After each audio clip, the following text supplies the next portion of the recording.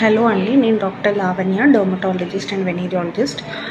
So ఇవాళ ఈ methylene blue అనేది కొన్ని రకాల టెస్ట్లలో ఒక డై అనమాట. ఇంజెక్ట్ చేసి పేషెంట్స్కి కొన్ని రకాల బ్లడ్ స్కాన్లు, ఎక్స్రేలు తీయాల్సి ఉంటుంది.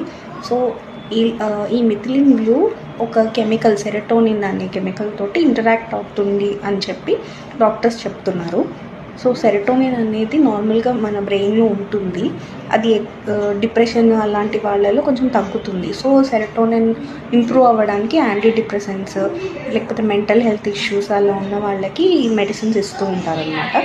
సో ఇలాంటి medicines like any migraine medicines, ఇంకా యాంటీ డిప్రెసెంట్స్, యాంగ్జైటీ మెడిసిన్స్ ఏదైనా వాడుతున్న వాళ్ళు ఖచ్చితంగా మీ డాక్టర్స్కి ఇది ఇన్ఫామ్ చేయాల్సి ఉంటుంది. ఎందుకంటే సెరటోనిన్ ఒకవేళ ఎక్కువైతే మీకు ఆల్రెడీ ఈ మెడిసిన్స్ తోటి ఒకవేళ ఓవర్డోస్ అయినా, లేకపోతే ఈ మెడిసిన్స్ మీరు ఎక్కువ తీసుకున్నా, లేకపోతే సడన్గా డోస్ ఎక్కువైపోయినా, యాక్సిడెంటల్ ఓవర్డోస్ కేసెస్లో సెరటోనిన్ ఎక్కువైపోతే బీపీ ఎక్కువ అవ్వడము, ఫీవర్, హార్ట్ రేట్ ఎక్కువ అవ్వడము, ట్రెమర్స్ లాగా అంటే ఫిట్స్ లాగా చేతులు అంతా వణకడము, కాన్షియస్ ఉంటాడు పేషెంట్ కానీ వణకడము, ఇరిటబుల్ ఉండడం, ఇలాంటివన్నీ సెరటోనిన్ సిండ్రోమ్ అంటారనమాట.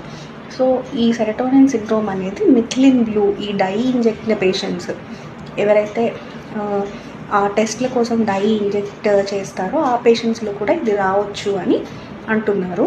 సో అందుకోసం ఎవరైనా యాంగ్జైటీ, డిప్రెషన్ ఆర్ ఎనీ నర్వ్స్కి సంబంధించిన, బ్రెయిన్కి సంబంధించిన మెడిసిన్స్ వేసుకుంటుంటే ఖచ్చితంగా మీ డాక్టర్కి ఇన్ఫామ్ చేయండి.